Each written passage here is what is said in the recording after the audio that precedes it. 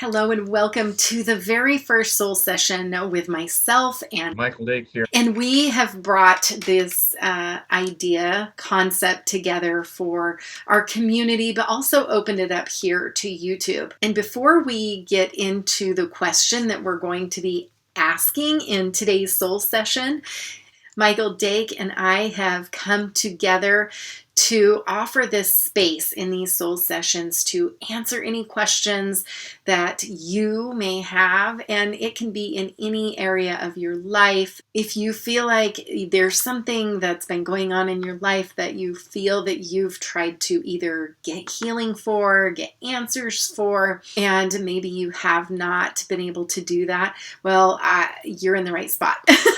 I want to invite you to stay tuned to these soul sessions that we're going to have. And below the video, we will include the links in case you have a question that you want answered in a future soul session. So I will put that link below.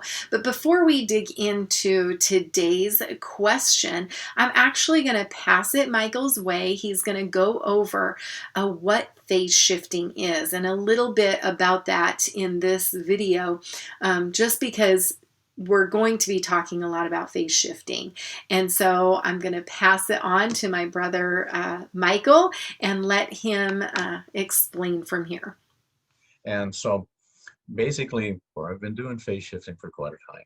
And in the last 6 months or so, it really kind of got that nudge to say, hey, you need to start sharing this. And one of the big reasons to share it was due to these major shifts, and I'll call them the universal energies, that have been taking place all around us, and the shifts are accelerating at a very rapid pace. So many people are now in a space whereby, by using this technique, can really be quite effective, and it's very efficient with a little bit of practice. So it is very simple, and it really helps to cut to the chase of what we would be describing as metaphysical clearing and releasing. So phase shifting is closing your eyes, taking a deep breath, and then placing your hand over your heart chakra. Your heart chakra becomes a stargate on your heart. As soon as your hand touches your chest, you immediately begin to meld your hand through your stargate and then sync your dimensional body, the dimensional physical body, to follow basically simultaneously into that stargate. And then you go completely into the stargate. In other words, you're leaving the old energies, frequencies that cannot come with you behind, or basically they don't resonate with you anymore. And so when you come into your heart space, they can't exist. So now remember, everything that you could possibly ever need and want is already in your heart space. It has never gone anywhere. Just the costumes on the outside have kind of closed up your access to your magic, if you will.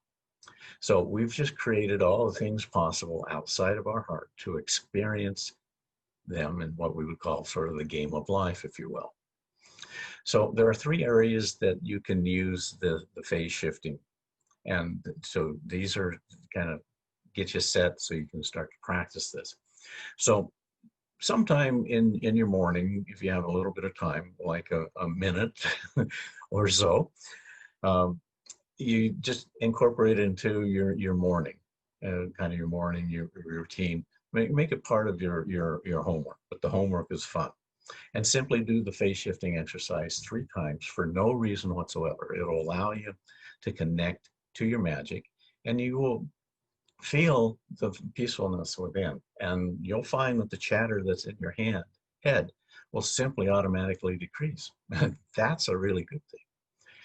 So the second way of using this phase shifting, and so if you react to an event and you're aware of your reaction and the feeling and emotions of that experience do not make you smile, then you know where your focus of tension is being placed. So your emotions equals your vibrational frequencies, which equals your costumes. The same thing. So now, and basically, when you reacted, this is what you're telling the universe to help support so you can experience them again and again. And again. So now you will want to acknowledge the emotions and the feelings and say, thank you. You don't want to beat yourself up, rue or regret or resist the emotions or feelings.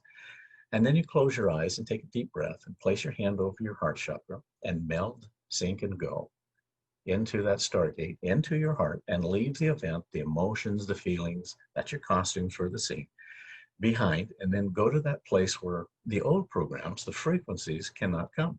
They don't exist there. And that is in your heart space. Now, you can do a second pass and sometimes a third pass to make sure you get all the costumes left behind. And so when you do this technique, you can do it on the fly or retroactively. So you're simply knowing that when you come into your heart space, all you're doing is simply winding down your performance.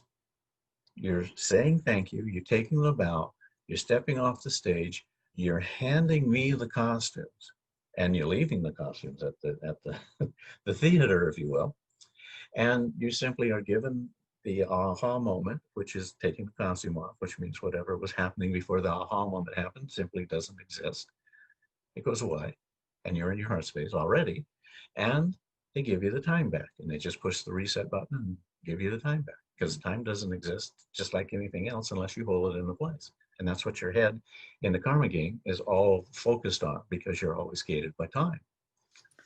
Thank you, Michael, for that explanation on phase shifting. Now we are going to move into the question. So the first question that we're going to answer in these soul sessions is, I have been feeling so much anxiety these days, and even when I phase shift, sometimes it won't go away completely. Am I doing something wrong, or is there something I should be doing differently? But Michael, you want to kind of dig into this one first? Yeah, there is, as when we're looking at energies, and so you're always looking from I would call it a metaphorical point of view. So you're looking at things differently than what your head or your eyes are telling you. And meta means to change, and for is simply to change form. And so things aren't always what they seem to be, and you'll probably hear that a couple times in these series, and they aren't. In the game, what you're trying to do is control your outcome. You're trying to control all of the variables as best as you possibly can, because you're based in coming from a position of lack, and you're coming from a position of starting off behind the 8 ball already, and there's the duality that goes on. So you're defining the opposites, like right and wrong and good and bad and evil, and so forth and so on. And so you're always trying to answer the questions, which you don't have answers to all of them. And so the highs and the lows that people are feeling are simply think of it as being in a little rowboat out in, say, well, we'll put it in the ocean to make it a little bit more rocky. And the waves are very high, and it's very hard to stay in the middle of the boat. You're always rocked to one side, and you're trying desperately to stay in the middle, so at least you have some calmness. And the head in this, we'll call it the karmic game, is simply very tiny in the sense of how it sees things, how it defines things. And these are belief systems, vibrational frequencies, and it's part of the game. So the karmic game is simply something that we've chosen to do. Now, the ups and downs, because of the shifts in the energies of what we've been experiencing, and all you have to do is look around and you'll see what we would call chaos. There's stuff like volcanoes going off everywhere, and not some metaphorical volcanoes. Yeah, there are volcanoes going off everywhere, but these are within us, or they're around us. And so the game is based in fear, and there's no fear in your heart space, but the game is based there. So just kind of an aside, we are doing some karma rules. We call them the hotel rules of the karma game. And so keep tuned in, because we're going to be going over some of those things. And those are it's a rules list of the game, just like a rules list of Monopoly, except it applies to everybody. And so now the ups and downs are things, what I call is things leaving, things releasing. And what happens is that your head will then try to corral all of this. It gets overwhelmed very easily. So in other words, if you're in a karma game, my analogy is that if you're chewing gum and walking and thinking at the same time, you're really pushing the envelope there. Yeah, you're probably going to collapse. So anyway, the ups and downs are simply you're in the boat, and what you're trying to do is decrease the waves, but you have no answers as to how to do that. You'll feel really good, and then it'll bring you right down. One of the karma games is karma simply means comeback, and so it just repeats. And if you take a look at things that you react to and you experience, you'll be really great and we're having lots of fun, and then all of a sudden, boom, you come crashing down. And then it's not so good, and then it gets a little better and a little better and better, and it's really great, and then all of a sudden it comes down again. That'll tell you right away you're not playing, you're outside of your heart space. You're wearing costumes, if you will. And the costumes have to do with the phase shifting as well. And so the phase shifting simply allows you then, if you are reacting to an event that happens, and here's, so you can call this a whole thing an event. The event basically is, I'm feeling great, and then all of a sudden, boom, I'm down, and then it kind of gets a little bit better, and then I fall back down. You now know immediately that your head's trying to figure this out, and you know you're in the game, which is not right or wrong or good or bad. It's simply knowing that I reacted and I'm aware. And this is where the phase shifting comes in, where you take your costume off and you simply put your hand over your heart space and come home. And when you come home, when you vision, when you put your hand over your heart space, that vision simply is whatever was happening in the studio, you've taken your costume off and you've come home and you're not on stage. You don't have to perform anymore. So what happens then is you vision and you come into your heart space where whatever it is that you were experiencing simply goes away. It doesn't exist there. And it really never has. It's just simply the game, and how I've kind of come to the explanation of, you're performing and you feel like you have to perform, but knowing that, oh, you can step out of the costumes, step out of the theater at any point in time and simply leave it behind, and you will not miss it. And so, in other words, the ups and downs are trying to control the outcome, and you don't have the answers out here. And it's kind of like the Murphy's Law thing. So the more that you focus on things, is it going to go wrong? What else is going to go wrong? Well, that's what you're going to get. It's going to follow you because you're playing within a vibrational frequency range. And if it's like being on the third floor of your building, what happens on the third floor is a vibrational frequency range. And these are the things that happen. It's basically saying, hey, let's get on the elevator and let's go up. Where if you go up the third or fourth, or the fourth or the fifth or the sixth floor, what plays on the third floor doesn't come with you. And it's not that you're escaping, it's just simply, in metaphorical terms, you're simply raising your vibrational frequency. And so and that's kind of the whole thing, is taking the costumes off. You're an accumulation of everything that you've created, and now you step out of your heart space every morning directly onto the stage and you begin performing. And here you are. And then you repeat these things over and over again until you get to the point where you know that when you react and you're aware, and that awareness, that emotion or feeling, which is your costume, doesn't make you feel happy, then you know you have a choice. You can take the costume off and wind down your performance and step off the stage and come home, or you can stay on the stage and continue your performance.